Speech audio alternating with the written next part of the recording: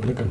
இந்த வீடியோவில் நம்ம இதுக்கு முன்னாடிலாம் ஹோம் அசிஸ்டன்ட் முடித்து ஹோம் ஆட்டோமேஷன் படி பார்த்துருப்போம்.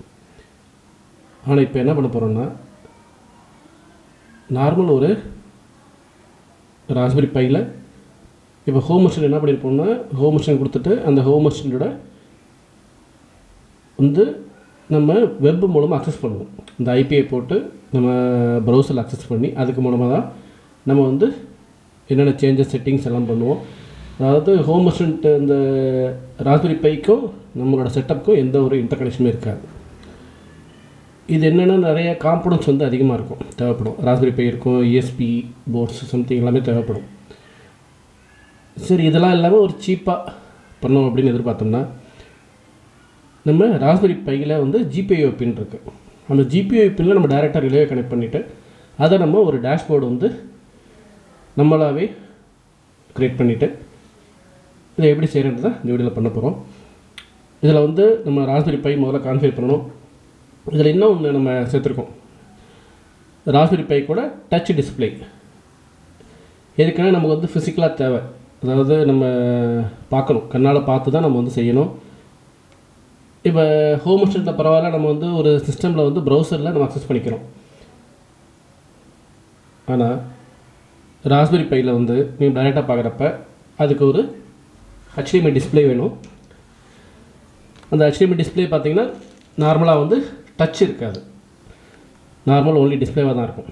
அதனால தான் இந்த ராஸ்பெரி பை கூட 7 இன்ச்சு டச் டிஸ்பிளே, அதாவது அதோட DSI சாக்கெட் இருக்கும். அந்த சாக்கெட்டில் டைரெக்டாக நம்ம கனெக்ட் பண்ணிக்கலாம். அதில் கனெக்ட் பண்ணிவிட்டு அது மூலமாக எப்படி நம்ம ஒரு பைத்தான் ஸ்கிரிப்ட் டெவலப் பண்ணி, அந்த பைத்தான் ஸ்கிரிப்டில் கை, அதாவது டிகின்டர்னு ஒரு இது இருக்குது, பைத்தான் டிகின்டர். அது மூலமாக ஒரு கை ரெடி பண்ணி 2 பட்டன் ஆட் பண்ணி அந்த 2 பட்டன் மூலமாக எப்படி ரிலே கண்ட்ரோல் பண்ணுறது, இதுதான் இந்த ப்ராஜெக்ட் நம்ம பண்ணியிருக்கோம். இதில் நீங்கள் கிட்டத்தட்ட ஒரு மோர் தென் 10 ரிலேஸ் மேலே நீங்கள் கனெக்ட் பண்ணலாம். ஏன்னா அந்தளவு GPIO பின் ஃப்ரீ அவைலபிள் இருக்குது. அதில் நீங்கள் அதில் கனெக்ட் பண்ணிக்கலாம். GPIO பின் வேணும்னா நான் உங்களுக்கு டிஸ்கிரிப்ஷனில் தரேன், லிங்க் தரேன். அதில் GPIO பின் என்னென்ன, GPIO பின்னுக்கு என்னென்ன நம்பர்ன்றது நீங்கள் இருக்கும், அதை பார்த்துக்கலாம். ஏன்னா இதில் ரொம்ப பெரிய காம்ப்ளிகேஷன் கிடையாது. நம்ம இந்த பைத்தான் ஸ்கிரிப்டை அதில் என்ன கொடுத்துருக்கோமோ அதை அப்படியே நீங்கள் எத்தனை பின் யூஸ் பண்ணி அதுக்கப்புறம் அடிஷ்னலாக நீங்கள் ஆட் பண்ணிக்கிட்டே வந்தால் போதும். நான் இப்போ 2 பின்னு வச்சு நம்ம செலக்ட் பண்ணுறோம். நீங்கள் ஆட் பண்ணிக்கிட்டால் மட்டும் போதும், வேறு எந்த பிரச்சனையும் இருக்காது. ஈஸியாக உங்களுக்கு ஸ்கிரிப்ட் ரன் ஆகும். ஓகே, வாங்க நம்ம ஃபஸ்ட்டு எப்படி செய்யணுன்றதை பார்க்கலாம். உங்களுக்கு இந்த ராஸ்பெரி பை இன்ஸ்டால் பண்ணுறதுக்கு ஒரு மைக்ரோ SD கார்டு 32 GB இல்லை 64 GB எடுத்துக்கோங்க. இதை நீங்கள் ஒரு கார்டு ரீடரில் இன்சர்ட் பண்ணிவிட்டு ஜஸ்ட்டு நீங்கள் வச்சுக்க விண்டோஸ் PCயில் USBயில் கனெக்ட் பண்ணுங்கள். கனெக்ட் பண்ண ஒருபாடு இதில் 2 சாஃப்ட்வேர் தேவைப்படும். அதாவது SD கார்டு ஃபார்மேட்டர் ஒன்று இருக்குது, இன்னொன்று ராஸ்பெரி பை டிஸ்க் இமேஜர்னு ஒன்று இருக்குது. 2 சாஃப்ட்வேர் தான் நீங்கள் யூஸ் பண்ணணும். First SD card formatter use பண்ணிக்கோங்க.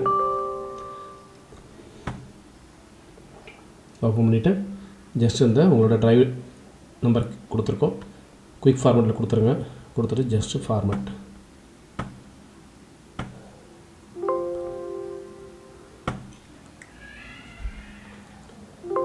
ஓகே, இப்போ கார்டு ஃபார்மேட் ஆகிடுச்சு. ஜஸ்ட் இந்த ஆப்பை க்ளோஸ் பண்ணிவிட்டு இந்த raspberry pi disk imager open பண்ணுறப்ப உங்களோட இன்டர்நெட் கனெக்ஷன் லைவில் இருக்கணும், இன்டர்நெட் ஆக்டிவில் இருக்கணும். அதை செக் பண்ணிக்கோங்க. ஏன்னா இந்த டிஸ்க் இமேஜருக்கு நம்ம SD கார்டு மூலமாக SD கார்டுக்கு ரைட் பண்ண போகிறோம்.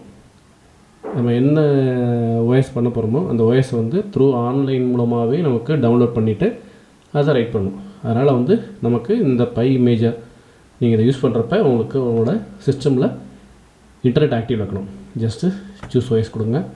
இதில் ஃபஸ்ட் இருக்க ரெக்கமெண்டட் இருக்கும், அதே நம்ம செலக்ட் பண்ணிக்கலாம். 32 பிட் இருக்கும், அதை செலக்ட் பண்ணிக்கோங்க. செலக்ட் பண்ணிட்டு சூஸ் ஸ்டோரேஜ், எந்த ஸ்டோரேஜ் இப்போ நம்ம ஃபார்வர்ட் பண்ணோம்ல அந்த மெமரி கார்டு செலக்ட் பண்ணிக்கோங்க. செலக்ட் பண்ணிவிட்டு இதில் நீங்கள் என்ன பண்ணணும்னா, ஜஸ்ட் உங்களோட லோக்கலில் வைஃபை இருக்கும், வைஃபை செட்டப் எல்லாமே இருக்கும். அந்த வைஃபை நீங்கள் முதல்ல ஆட் பண்ணிக்கணும். ஜஸ்ட் இந்த செட்டிங்ஸில் போங்க. இதெல்லாம் போய்ட்டு ஜஸ்ட் ஹோஸ்ட் நேம் இதை கொடுத்துக்கலாம். எனேபிள் SSH அதாவது ரிமோட் டெஸ்க்டாப் அதை எனேபிள் பண்ணிக்கலாம். அதுக்கப்புறம் என்ன யூசர் நேம் வேணுமோ அந்த யூசர் நேமை நீங்கள் டைப் பண்ணிக்கலாம்.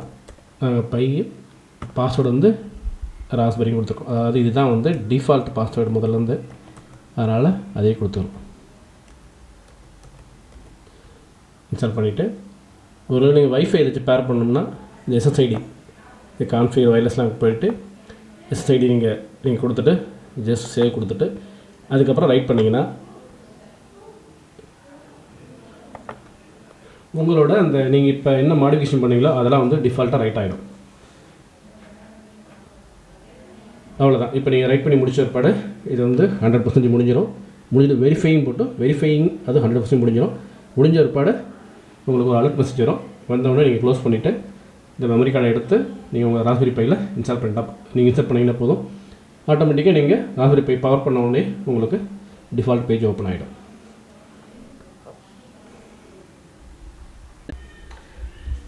இதில் நம்ம ராஸ்பெரி பை இதான டச் டிஸ்பிளே. இந்த டச் டிஸ்பிளேக்கு ஒரு 3D பிரிண்ட் பண்ண ஒரு கேபினட் போட்டிருக்கோம். இதான் அந்த டிஎஸ்ஐன்னு சொல்லுவாங்க, டிஎஸ்ஐ கனெக்டர். இந்த டிஎஸ்ஐ கனெக்டர் வந்து ராஸ்பெரி பைக்கு கண்ட்ரோல் போர்டு இருக்குது, கண்ட்ரோல் கொடுத்துட்டோம்.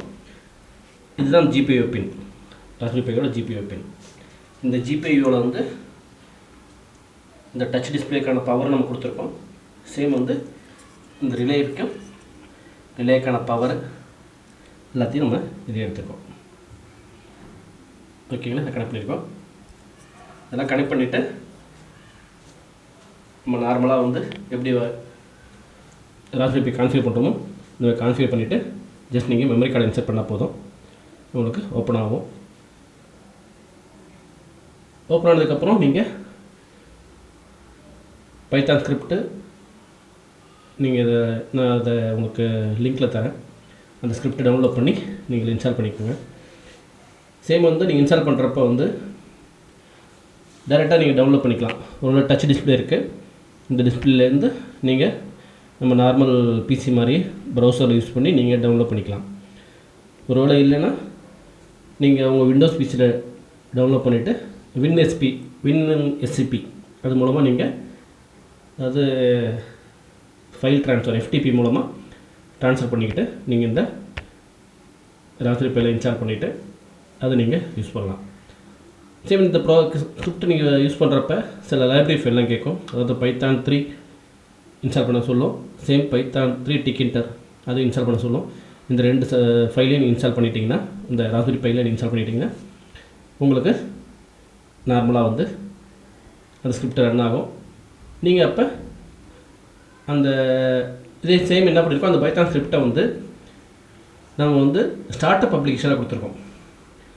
அதாவது நம்ம இதில் கீபோர்டு வச்சு மவுஸ் வச்சுலாம் நம்ம வந்து ஹோமாட்டேஷன் பண்ண முடியாது. ஏன்னா நமக்கு இந்த டச் டிஸ்பிளே இருக்குது, இது ஒன்றே போதும் நமக்கு. அதனால் என்ன பண்ணிட்டோம், இந்த Python ஸ்கிரிப்டை வந்து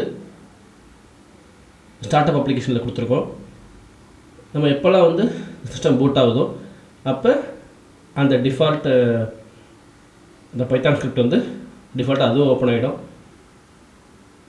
அப்போ வந்து நமக்கு வந்து எந்த ஒரு கீபோர்டு எந்த ஒரு எக்ஸ்டர்னல் டிவைஸும் தேவைப்படாது.